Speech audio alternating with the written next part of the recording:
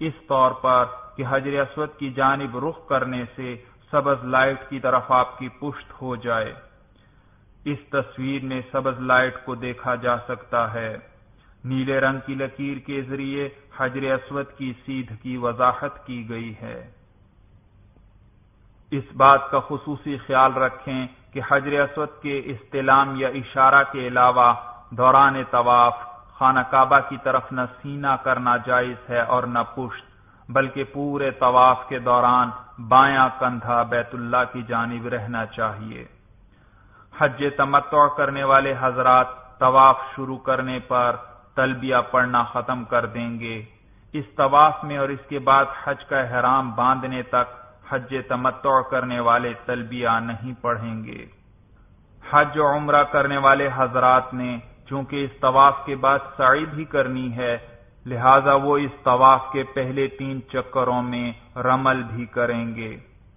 رمل اسے کہتے ہیں کہ خوب اکڑتے ہوئے اور دونوں کندھے ہلاتے ہوئے قریب قریب قدم رکھ کر دوڑ کے انداز میں تیزی سے چلا جائے، جس طرح پہلوان اکھاڑے میں اتر کر فخر سے اکڑتے ہوئے اور کندھے ہلاتے ہوئے پورے اکھاڑے کا چکر لگاتا ہے۔ پہلے 3 چکروں میں رمل کرنے کے بعد باقی 4 چکروں میں عام رفتار سے چلیے۔ جس طواف کے بعد سعی ہو اس کے پہلے 3 چکروں میں رمل کرنا مسنون ہے۔ اگر پہلے 3 چکروں میں آپ رمل کرنا بھول جائیں تو بعد کے 4 چکروں میں رمل نہ کیجیے، کیونکہ جس طرح پہلے 3 چکروں میں رمل کرنا مسنون ہے، اسی طرح آخری 4 چکروں میں رمل نہ کرنا مسنون ہے۔ جس طرح استباع یعنی دایاں کندھا کھلا رکھنے کا حکم صرف مردوں کے لیے تھا، اسی طرح رمل کرنے کا حکم بھی صرف مردوں کے لیے ہے۔ عورتیں طواف کے تمام چکروں میں عام رفتار سے چلیں۔ یاد رکھیے طواف میں کانوں تک ہاتھ صرف شروع میں اٹھائے جاتے ہیں۔ بعض لوگ ہر چکر کے اختتام پر جب حجر اسود کے سامنے پہنچتے ہیں تو تکبیر تحریمہ کی طرح کانوں تک ہاتھ اٹھاتے ہیں، یہ درست نہیں۔ ہر چکر کے اختتام پر صرف سینے کے لگ بھگ ہاتھ اٹھا کر بسم اللہ اللہ اکبر وللہ الحمد کہہ کر انہیں چوم لیا جائے۔ طواف کے دوران کوئی مخصوص دعا پڑھنا ضروری نہیں۔ دوران طواف ذکر و اذکار اور استغفار کرتے رہیے، درود شریف کثرت سے پڑھیے اور اپنی حاجات کے لیے دعائیں مانگتے رہیے۔ اگر طواف کے دوران بالکل خاموش رہیں تو بھی کوئی حرج نہیں۔ معلمین جو اجتماعی طور پر دعا پڑھواتے ہیں اور حاجی حضرات ان کے پیچھے غلط سلط پڑھتے رہتے ہیں یا دعاؤں کے کتابچے ہاتھ میں لیے جیسے تیسے پڑھتے رہتے ہیں، یہ طریقہ درست نہیں۔ بیت اللہ کے دروازے کے ساتھ کونے پر نصب حجر اسود کا ایک قریبی منظر۔ حجر اسود کے گرد چاندی کا بہت بڑا چمکدار حلقہ لگا ہوا ہے۔ حجر اسود کے سامنے سے لی گئی ایک تصویر۔ اس تصویر میں یہ دکھلایا گیا ہے کہ چاندی کے حلقے کے وسط میں حجر اسود 8 چھوٹے ٹکڑوں کی شکل میں لگا ہوا ہے۔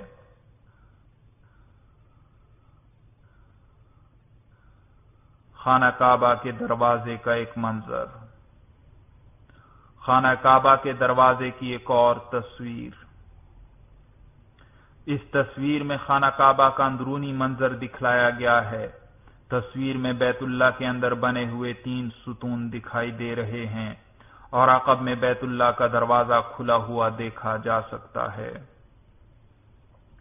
بیت اللہ کی ایک اور تصویر جس میں بیت اللہ کا دروازہ دکھائی دے رہا ہے، دروازے کے قریب ہی کونے پر حجر اسود کو دیکھا جا سکتا ہے۔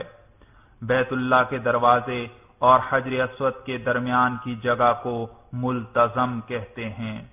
ملتزم ان مقامات میں سے ہے جہاں مانگی جانے والی دعائیں اللہ تعالی قبول فرماتے ہیں۔ نیز اس تصویر میں مقام ابراہیم کی سنہری جالی کی نشاندہی بھی کی گئی ہے۔ یہ وہ مقام ہے جہاں حضرت ابراہیم علیہ السلام نے نماز ادا کی تھی۔ مقام ابراہیم کا قریبی منظر۔ عقب میں بیت اللہ کا دروازہ کھلا ہوا دکھائی دے رہا ہے۔ مقام ابراہیم کا ایک اور منظر۔ اس سنہری جالی کے اندر وہ پتھر موجود ہے جس پر کھڑے ہو کر حضرت ابراہیم علیہ السلام نے بیت اللہ کی دیواریں تعمیر فرمائی تھیں۔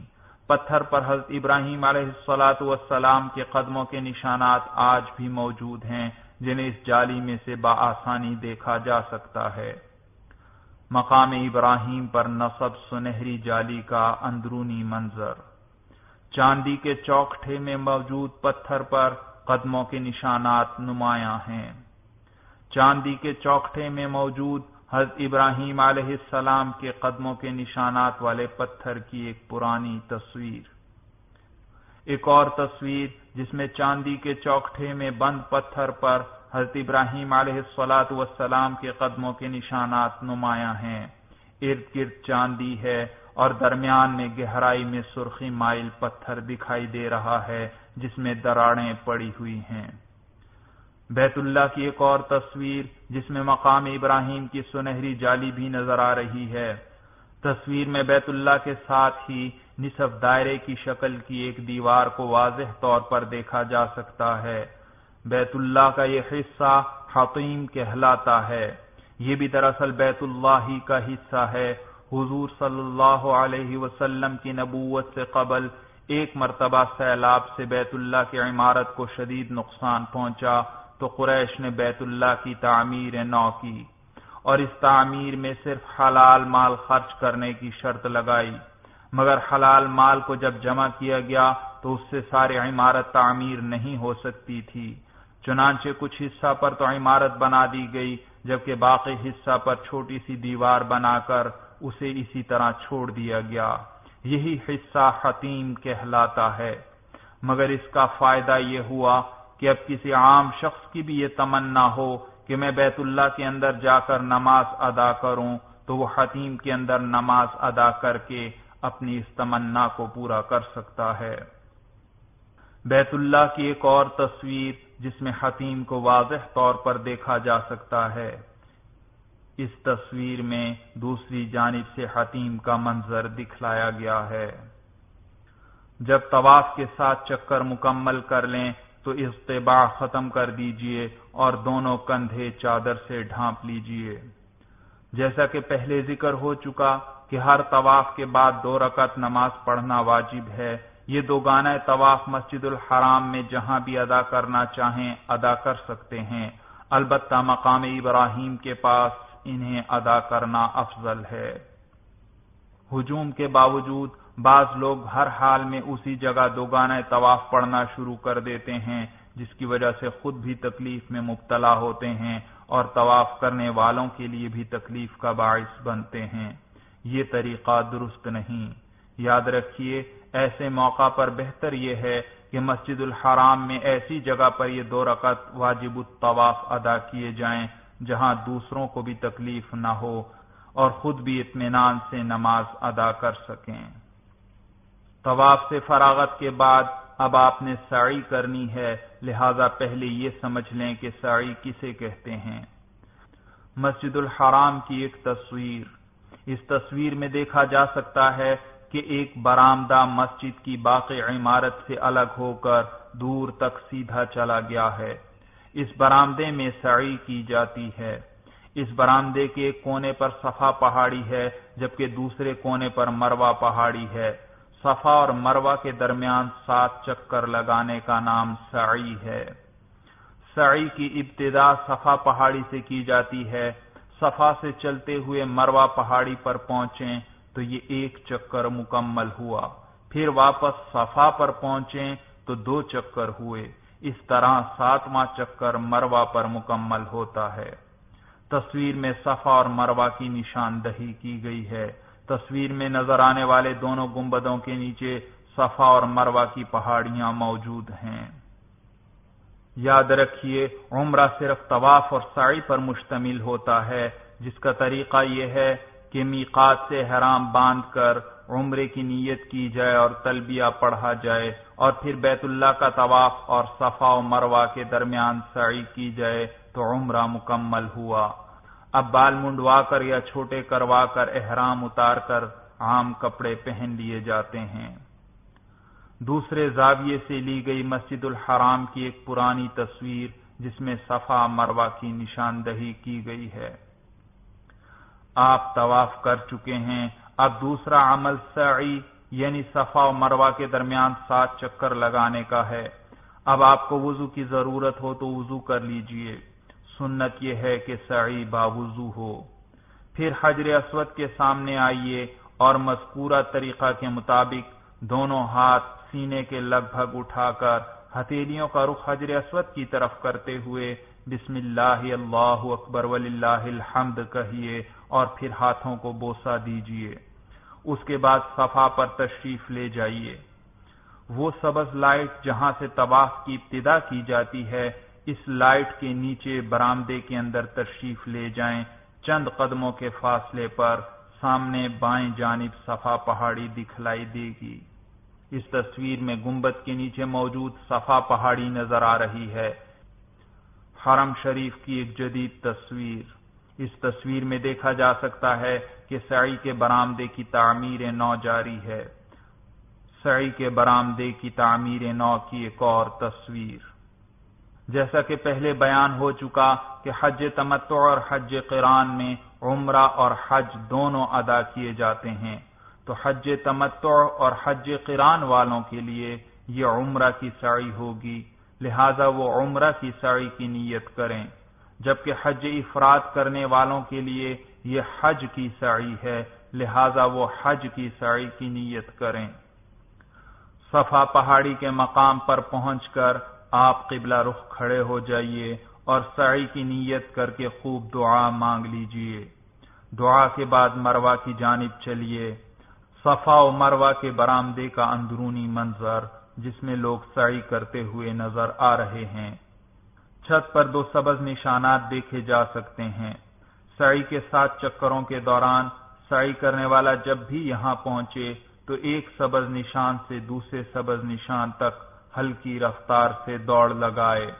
دوڑنے کا یہ حکم صرف مرد حضرات کے لیے ہے، خواتین کے لیے نہیں۔